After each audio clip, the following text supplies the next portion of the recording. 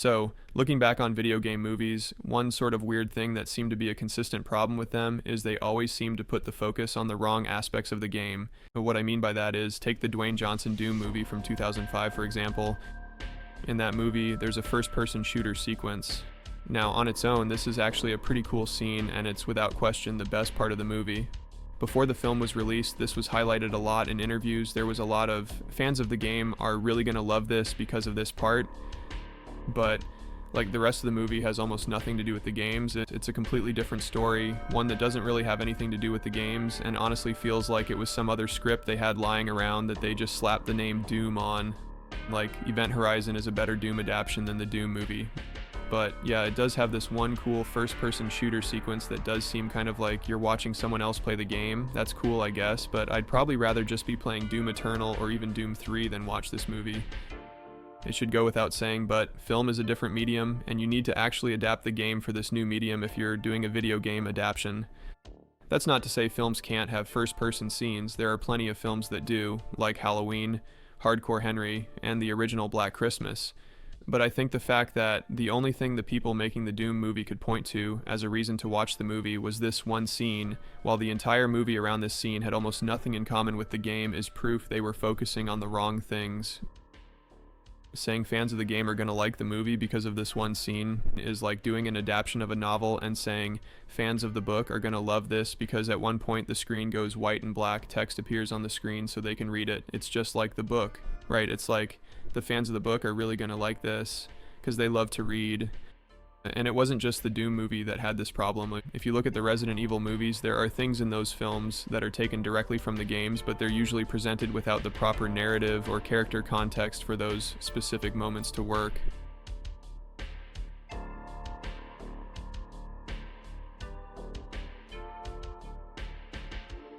There is a tweet from Mila Jovovich about how her kids play the Resident Evil games and send compilations of them to her husband, Paul W.S. Anderson, and then he makes the movies based on that, and I think it shows. The Resident Evil films look like they're adaptions of quick compilations of the Resident Evil games, more than actual direct adaptions of the games themselves.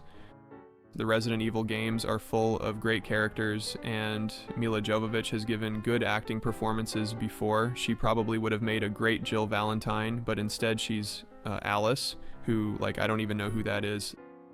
I should note that the first Resident Evil movie isn't a complete disaster or anything. It's nowhere near as bad as some of the other video game adaptations that I want to talk about today. For what it's worth, Paul W.S. Anderson is a competent director, and his absence from the director's chair in the sequel, Resident Evil Apocalypse, is immediately noticeable, though that movie does introduce a pretty game-accurate Jill, so there's that. One of the worst offenders for game adaptations that get the characters completely wrong is the Max Payne movie. The character played by Mark Wahlberg in that movie doesn't even feel at all like Max Payne. He feels essentially like a completely different character. He doesn't sound the way Max Payne sounds. He doesn't talk like him or say any of the type of things Max Payne says or would say in a situation. He's basically a mute for a lot of the movie, and even his personality and motivations are different from the games. The narrative has been dumbed down into a generic revenge story, more of a remake of Death Wish than a Max Payne movie. In the game, Max doesn't immediately think there's some conspiracy over the death of his wife and child. The way he deals with this tragedy is by throwing himself into the job. He goes undercover, and that's an important part of his character, that he uses the job as a way to distract himself rather than going generic action revenge man right off the bat. It's a more realistic and human response.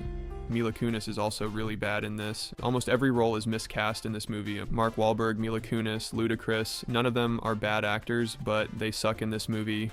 Mark Wahlberg was great in I Heart Huckabees and The Fighter, so he can be a good actor in the right roles, and when working with the right directors, Mila Kunis did that great apology skit, and Ludacris had that great song about area codes, so it's not their fault they suck in this. The only actor who does a good job in this movie is probably Donald Logue. He was really great in Gotham and Terriers, which was a pretty cool show that only lasted like one season, so it's possible no one other than me even remembers it. Anyway, he's fine in this movie, but the rest of the movie sucks. The games are filled with really unique and fun set pieces, like when Max has to escape with nothing but a baseball bat. That could make a cool scene in a movie, right? Well, is that in the movie? No. Or how about the section at the abandoned Address Unknown funhouse? Hero chases his serial killer, John Mira, and in the end, he's in this insane asylum toilet, and he looks in the mirror and sees the killer there. See, he's in the John, and he looks in the mirror So it's like John Mira, and he's the killer himself. That's a unique and interesting setting for a scene, right? There's nothing like that in the movie, though. To be fair, that is the second game, but still. Alright, but what about that horrific nightmare Max has when he gets drugged? Does anything like that happen in the movie? Nope. In the movie, he takes Valkyrie, and then, I don't even know what this shit is. He has superpowers or something. This shit is extremely stupid. This is just the worst movie. The games have a lot of depth to them. There are a lot of intricate plot elements that play out in the background, like Alfred Woden being blackmailed and how that plays into the hit on Max's wife. There's also some interesting meta elements throughout the games, like the way the Address Unknown and John Mirror stuff functions as almost like a parody of Max's life. The movie just completely stripped away all of these unique elements and all of the depth the characters and narrative had. The director's a complete hack. He also made the worst Die Hard movie and just generally makes bad movies. The screenwriter only ever wrote this movie and doesn't have any other credits, at least on IMDb. The writing of the first two games is so cinematic. I don't know why they didn't just have Sam Lake write the screenplay. In terms of adapting the wrong things, for Max Payne that is mainly noticeable in the heavy use of slow-mo. Now, bullet time is a great gameplay mechanic, but I don't even think it's a necessary aspect to telling this story in a film. But that's what this movie has, like, hey look, a character with the same name as the video game character Max Payne, and he occasionally moves slowly. It's weird because a Max Payne movie seems like such an easy layup for a movie. It's hard-boiled meets Payback with a little bit of the Maltese Falcon. I'd rather just watch someone else play Max Payne 2. That would be a more cinematic experience. Better writing, better dialogue. They should have just streamed that in cinemas. The film noir episode of Always Sunny was a better Max Payne adaptation than the shit we got. At least let me finish my drink first. I'm not gonna shoot you. What if I missed? Well, then you'd have to say you missed me. Maybe I did. Of course, Max Payne isn't the only time that Mark Wahlberg was horribly miscast in a video game movie adaptation. There's also Uncharted. This film is really lame. It does open with a scene that is almost a perfect recreation of the opening of the third game, but as with Max Payne, the Uncharted movie is a case where the characters just don't feel like the characters from the game. There's just very little of the Nathan Drake or Sully characters as we knew them in the games. Now what do? We jump? Oh, hold on there, Sundance. You gotta be out of your mind. We'll break our goddamn necks. And I get that they're doing a thing where it's a young Drake, and they're clearly taking most of the inspiration from the fourth game with all the stuff with Nathan's brother. But Tom Holland never feels like Nathan Drake, or even like a young Nathan Drake. Also, Tom isn't that young. The guy's like almost 30, and still looks like a teenager, which is perfect for playing Peter Parker, but I just don't see Tom Holland ever growing into the role of Nathan Drake. Like, both these guys look the same age. I don't even know why they bothered casting an even younger Nathan Drake when Tom Holland looks 12 years old. I also don't see the point of doing a young Drake story in the first place. Movies work better when characters have backstories that you didn't see every single part of. When we first meet Indiana Jones in Raiders, he's already like 40, and we can imagine he's been on a lot of adventures, and that's part of what makes the character immediately interesting. Now, the Uncharted movie was in development for a super long time. Before the second game was even out, people were already discussing a potential movie adaptation. The primary actor people wanted for the role was Nathan Fillion, with Harrison Ford as a popular fan casting for Sully. There is a really great fan film starring Fillion that you can find on YouTube. It's short, but Fillion really captures the character of Nathan Drake in those 15 minutes in a way that Tom Holland never does over the course of this entire 2-hour-long film. At one point, Mark Wahlberg was apparently going to portray Nathan Drake, and honestly, he'd probably make a much better Nathan Drake than a Sully.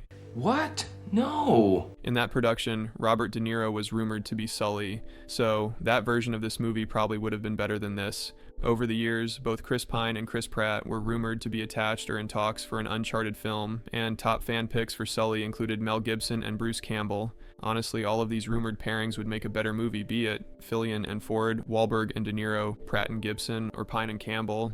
Instead, we got Holland and Wahlberg, and it sucked.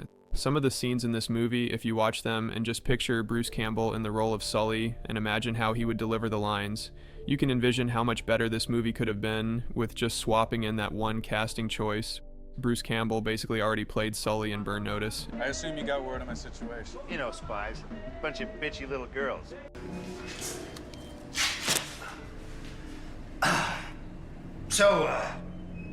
Probably gonna be my last photo, right? I mean, you got these plans to kill everybody, so I'm thinking I should look good for this, huh? Let's see. Anyway, this Uncharted movie is super boring. It's just a generic treasure hunter movie, and the characters don't feel at all like the characters from the game, so it's basically just Uncharted in name only. Like a Max Payne in name only, or Halo in name only. The Halo TV series is absolute garbage, at least the first season. Some people are hopeful the upcoming second season will be a course correction, but it's not out at the time of recording this, so I don't know, maybe it will get better, but I doubt it. Halo is another case where the main character of the story has been completely changed. Master Chief in this series is basically a totally different person than in the games. They even give him some generic sci-fi space Jesus type story, where now he's the chosen one, like Neo, Anakin, or Harry Potter, and it's all just really generic, uninventive, dull stock writing by talentless hacks. Supposedly they made these changes because they wanted a broader audience. This is in regards to a game series that has sold over 81 million copies. It's like you already have a massive audience, and if those 81 million fans like the show, they would be recommending it to others. They would be doing free marketing for the series on social media. They are the people the show should be designed to appeal to first and foremost. Instead, they made a generic sci-fi story, one that doesn't utilize any of the unique elements of the Halo games. It doesn't feel like Halo. As a comparison, I really love the series Andor, and watching Halo felt more like watching a junkie asylum-style rip-off of Andor, more than anything Halo-related. It's evident that the people involved in this never played Halo, which they even bragged about in an interview. This kind of shit is so weird. Imagine if, for the Harry Potter adaptation, if Chris Columbus had have been like, we never even looked at the books. This is the kind of shit people who make bad video game adaptations always say, and then they wonder why no one likes the garbage they keep making. People act like video game movies and series are cursed, but it's clear that if you simply hire talented writers and filmmakers who respect the source material, half of these properties are pre-built to be amazing. The groundwork is already done. They have to put in a lot of effort to make them suck as much as they do. Master Chief, the character, is a stoic in the purest sense. In the games, that is. In the show, he's kind of whiny and has some generic magic destiny.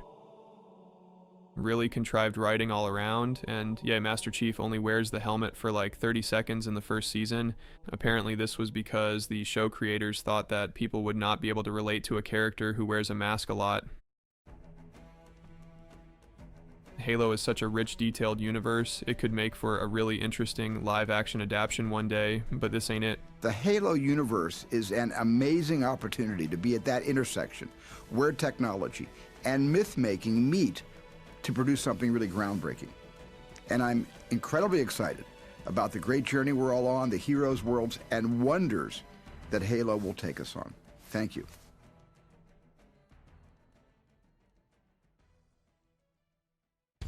Weirdly, the Ratchet and Clank movie suffered from the same issue as Max Payne, Uncharted, Halo, and so many other game adaptations, in that the characters feel completely off. There's not much to say about this movie, and I'm not sure that many people even saw it, but basically the character arc that Ratchet goes on in that first game, where initially he's kind of selfish and only cares about himself, and then over the course of the game becomes a hero. Well, that's gone, and the Ratchet in the movie is just extremely dull. Also, Clank pretty much doesn't do anything. I really don't get why movie adaptations of games strip away everything unique and interesting about the characters in the games and replace them with the dullest possible versions of them, but this is a common thing in game adaptations. They didn't care about the stories or the characters or the world of the games. They were made by people who probably never even played the games. Anyway, whatever. It does seem like video game adaptations have been getting a lot better. Five Nights at Freddy's, The Last of Us, and Mario are all standouts for feeling like the games they are based on and being pretty faithful and respectful to the source material. There's also the Twisted Metal series, which was surprisingly pretty solid. It's got a low budget and takes a few episodes to get going, but once it does, it mostly works and is more faithful to the games than expected. There's a lot of Easter eggs throughout, and Sweet Tooth in particular is portrayed perfectly here. The role is played by two actors, Samoa Joe and Will Arnett, with Arnett doing the voice. Somehow these two fit together perfectly. The ending of the first season sets up a much bigger and more game-focused season 2, which I'm not sure they have the budget to really pull off based on the scale and scope of this season. Ideally, a Twisted Metal production would have chase scenes and car combat on the level of Mad Max Fury Road. But for what they have to work with, Twisted Metal is pretty solid, and I'm looking forward to the second season. The first Resident Evil movie was also pretty solid, all things considered, and it has a really great ending.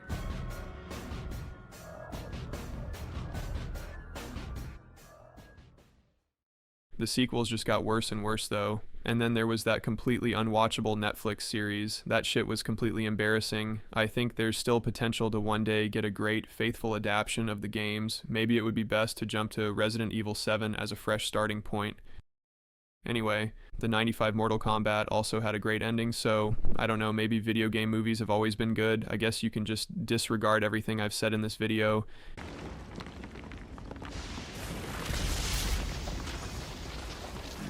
Weak, pathetic fools. I've come for your souls.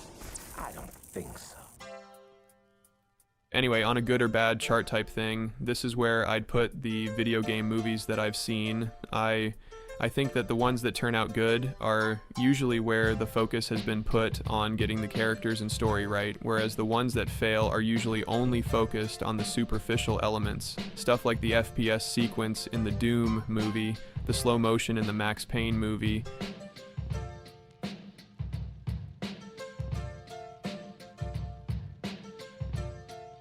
recreating specific visuals in Resident Evil movies without much care for context, dressing Tom Holland up in Nathan Drake's outfit, having Master Chief wear his helmet in the first episode of Halo, just only focusing on the superficial elements and not caring about the stories, the characters, or the world of the games. This is just my opinion though, so let me know what you think in the comments or send me an email.